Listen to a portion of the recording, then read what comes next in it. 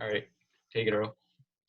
Hello and welcome back to a very special edition of the Jacob and Jacob podcast. Today we're very lucky to have with us Stanley Cup champion and NHL Hall of Famer Chris Pronger. We'd like to start by saying thank you for joining us, and we hope you and your My family pleasure. are healthy and safe during this time. So Thank let's you. get right to it with the questions. As you know now, there's not really any live sports on TV, and there's been a lot of reruns of games. And one in particular is the 2010 Stanley Cup playoff series between the Boston Bruins and the Philadelphia Flyers. Game 7, a series in which you guys came back from being down 3-0 and 3-0 in Game 7. So tell us about that series and how were you guys able to sort of keep your heads up after trailing down in the series and in the game? Yeah, I think we've, in each of the first 3 games we lost, we felt like they could have went either way. We were,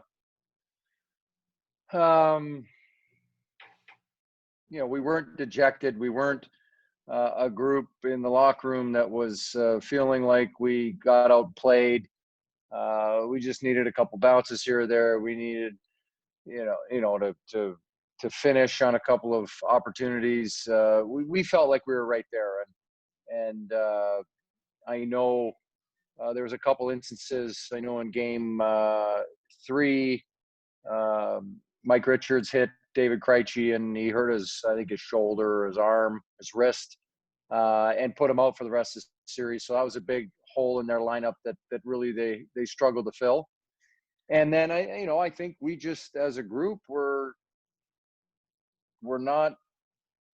we didn't feel the magnitude of being down 3-0. We felt like we could just keep chipping away. We won Game 4 in overtime. We won Game 5 in Boston. Then we came home and won Game 6. And then we go in for Game 7 into Boston. And as you said, we got down 3-0 right away. And, we called the timeout. We had, 5 minutes, I think, left in that first period. And it was just a matter of, getting one to kind of get on the board and allow us to chip away at that deficit.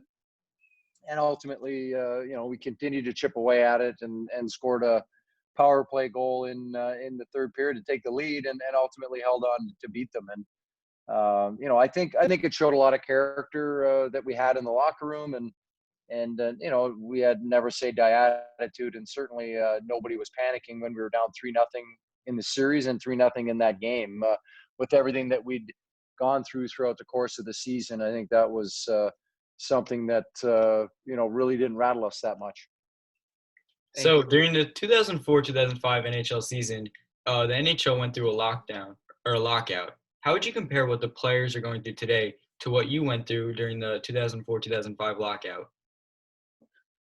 Yeah, obviously when you're not able to play a sport you love, it can be dejecting and feel like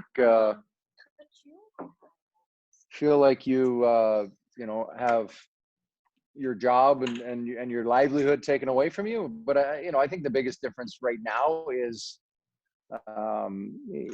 you're not able to train properly. You're not able to, back then we were able to train and we were able to kind of go through our daily routines and try to stay as sharp as you can. And right now, obviously with everything going on with the coronavirus, it's very difficult for guys to train properly, have the same equipment that they would normally train with. So, I think it's something that as if this continues to go on without being able to train and whatnot, it's certainly going to set things back a lot further than if they're able to get back on the ice, at least, whether it be alone or in the group and obviously not have fans and media around.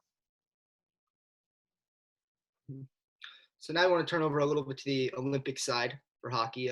You were able to represent Team Canada a bunch of times and you won the gold medal twice. What was it like to represent your country, and what did it mean for you to be able to come out on top, not once, but twice? Yeah, that was, certainly something that I'll always remember, having been in Nagano in '98, the first time that pros were allowed to play in the Olympic Games for hockey anyways. And,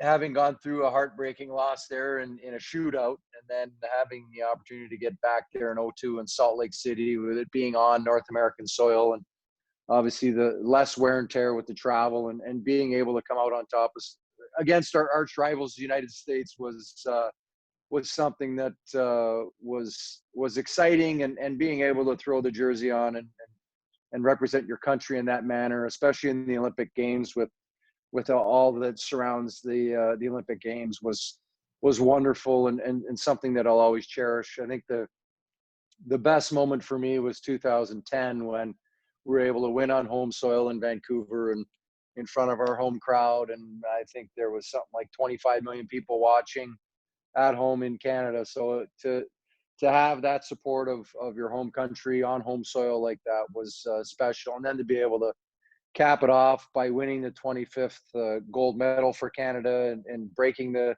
previous record in number of gold medals in an Olympic Games for our country was a cherry on top.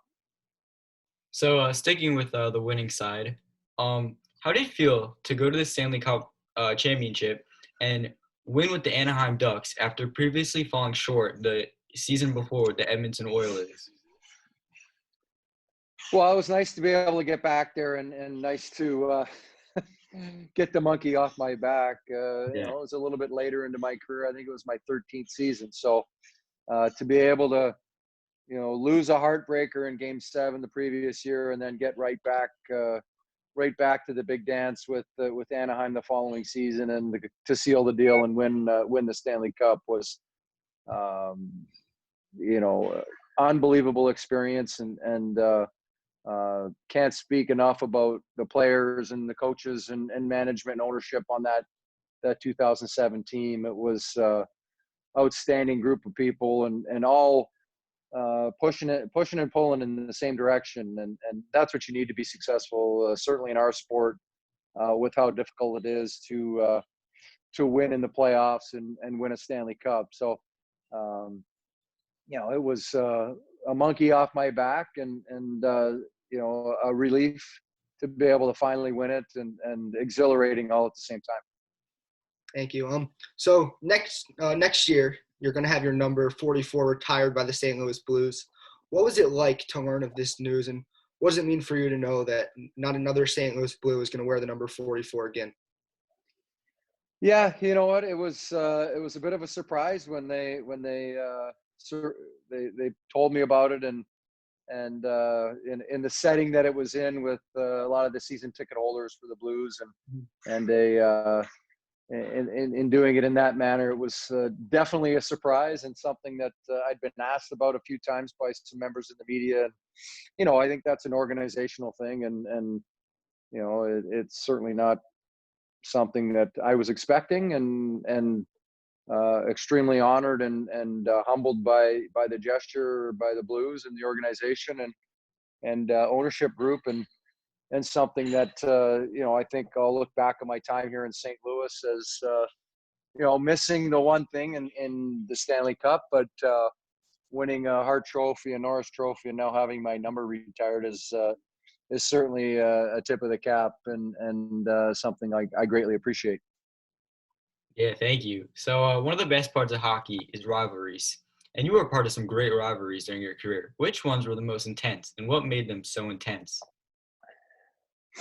I think when I first got here to St. Louis, the rivalry the biggest rivalry that we had was with Chicago. Obviously, with the two cities being as close as they are with one another, all the old Norris division battles, and the number of times you used to have to play within your division, and I think the way the styles of play of the Blackhawks and the Blues, and how the two teams would match up, it certainly made for some good fodder for the media, and certainly some good battles between the two teams and some of the players on the ice. But I think you get into those moments, and you feel the energy in the crowd and the excitement kind of building in anticipation for the games, and then obviously something is going to happen within the game that's going to spark everything, and emotions and the intensity of the game will kind of take over, and it can be It can get a little crazy at times, obviously, when you're in those types of rivalry games, but a lot of fun for the fans and those that are watching. Thank you. So before we let you go, we'd like to ask you one final question. So you currently serve as the senior advisor of hockey operations for the Florida Panthers. How has this new role given you a new perspective on the game different from your playing career? And what is your outlook for the remainder of this season? Do you think this season's come to a conclusion, or do you think we'll see some hockey deeper into the summer? Yeah, no, I think assuming these phases as they open up, assuming there's not a major setback, I can see, playing hockey here at some point on into the summer and then potentially into the fall, depending upon when they start the season back up. And then, obviously starting that next season a little bit later into the winter. But I do think at some point, as I said, if again, it's a big if things trend in the right direction, then, they'll slowly bring the players back, get them skating, have a little mini training camp, finish the regular season, and then have the playoffs at some point, assuming everything goes according to plan. Thank you so much for joining us today, Mr. Pronger. We couldn't tell you how much you. we're thankful for you to be joining our show. Thanks, Jacob Squared. Yeah, it was great talking to you. Appreciate it. We want Thanks, to thank guys. everyone for watching. Oh, sorry. What were you going to say? Oh, I just said thanks, guys. Oh, yep. Thank you. Thank Make you sure so you guys much. like and subscribe to the video, and we'll see you guys next week.